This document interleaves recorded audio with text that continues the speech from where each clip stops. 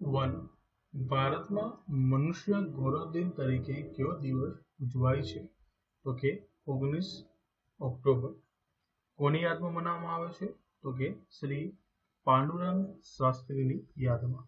આગળ વધીએ તો ભારતમાં સ્વાધ્યાય પરિવારના પ્રણેતા પૂજ્ય પાંડુરંગ શાસ્ત્રીજીનો જન્મદિન 19 ઓક્ટોબર ભારતમાં કયા દિવસ તરીકે ઉજવાય છે? તો કે મનુષ્ય ગૌરવ દિવસ. અહીં 19 ઓક્ટોબર 1920ના રોજ મહારાષ્ટ્રના રોહા ખાતે તેમનો જન્મ થયો હતો. તાજેતરમાં 20 ઓક્ટોબર 2020ના રોજ તેમના જન્મ શતાબ્દી દિવસની ઉજવણી કરવામાં આવી છે. આગળ વધીએ તાજેતરમાં અમેરિકાના કયા શહેરને સતત છઠ્ઠા વર્ષે ઉદરોના શહેરનું બિરુદ મળ્યું છે? તો કે શિકાગો. શિકાગોમાં ઉદરોની વધારે સંખ્યાને કારણે તેને આ બિરુદ આપવામાં આવ્યું છે.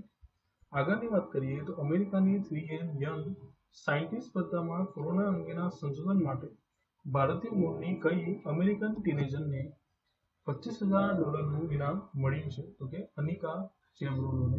આગળ વધીશું. નાણાકીય વર્ષ 2020-21 દરમિયાન જમ્મુ કાશ્મીરના ખેડૂતો પાસેથી કેટલા ટન સફરજન ખરીદવાની જાહેરાત કરવામાં આવી છે? તો કે 12 લાખ ટન. ભારતના કયા શહેરમાં પ્રદૂષણ વિરોધી રેડ લાઇટ ઓન ગાડી ઓફ અભિયાન શરૂ કરવામાં આવ્યું છે? તો કે દિલ્હીમાં. આ અભિયાન અંતર્ગત ટ્રાફિક સિગ્નલ પર જ્યારે રેડ લાઇટ ઓન હોય ત્યારે જ્યાં સુધી ગ્રીન સિગ્નલ ન થાય ત્યાં સુધી વાહનને બંધ રાખવામાં આવે છે. આગળ વધીશું. ભારતમાં કયા સમય દરમિયાન બૌદ્ધિક સંપત્તિ સાક્ષરતા સપ્તાહ એટલે કે ઇન્ટેલેક્ચ્યુઅલ પ્રોપર્ટી લિટરસી વીક ઉજવવાનો નિર્ણય કરવામાં આવ્યો છે? તો કે 15 થી 23 ઓક્ટોબરના રોજ. આગળ વધીએ. મહિલાઓ અને છોકરીઓની સુરક્ષા તથા તેમની ગરિમા સુનિશ્ચિત કરવા માટે ભારતના કયા રાજ્યમાં મિશન શક્તિ નામના એક અભિયાનનો પ્રારંભ કરવામાં આવ્યો છે? તો કે યુપી એટલે કે ઉત્તર પ્રદેશમાં. ભારતમાં કેન્દ્ર સરકારના કયા ગૃહ સચિવના કાર્યકાળમાં તાજેતરમાં વધારો કરવામાં આવ્યો છે? તો કે શ્રી અજય ભલ્લા સાહેબના.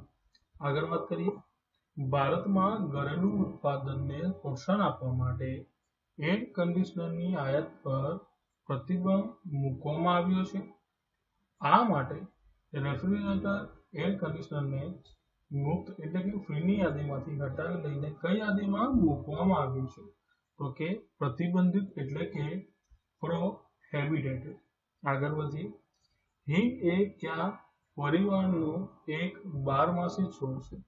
તો કે એમ્બેલિફેરિયા. ઈરાન અને અફઘાનિસ્તાન હિંગના મુખ્ય ઉત્પાદક દેશ છે. આગળ વધીએ. ભારતમાં નીતિ આયોગ દ્વારા કઈ વેબ સર્વિસીસ સાથે મળીને ફ્રન્ટિયર ટેકનોલોજીસ ક્લાઉડ ઇનોવેશન સેન્ટરની સ્થાપના કરવાની જાહેરાત કરવામાં આવી છે? તો કે એમેઝોન. આ સેન્ટરની સ્થાપનાનો મુખ્ય ઉદ્દેશ ડિજિટલ ઇનોવેશનના માધ્યમથી સામાજિક પડકારોનો સામનો કરવાનો છે. આગળ વધીએ.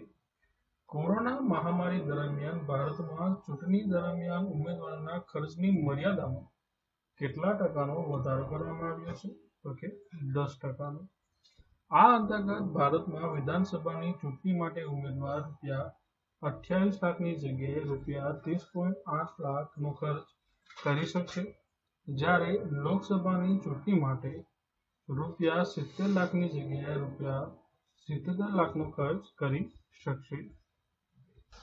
હવે આજના કેટલાક વર્લ્ડ અફેર્સની વાત કરવામાં આવે તો ભારતમાં કેન્દ્ર સરકારના 3 કૃષિ કાયદાના વિરોધમાં પોતાની વિધાનસભામાં બિલ પસાર કરનારું ભારતનું પ્રથમ રાજ્ય કયું છે? તો કે પંજાબ.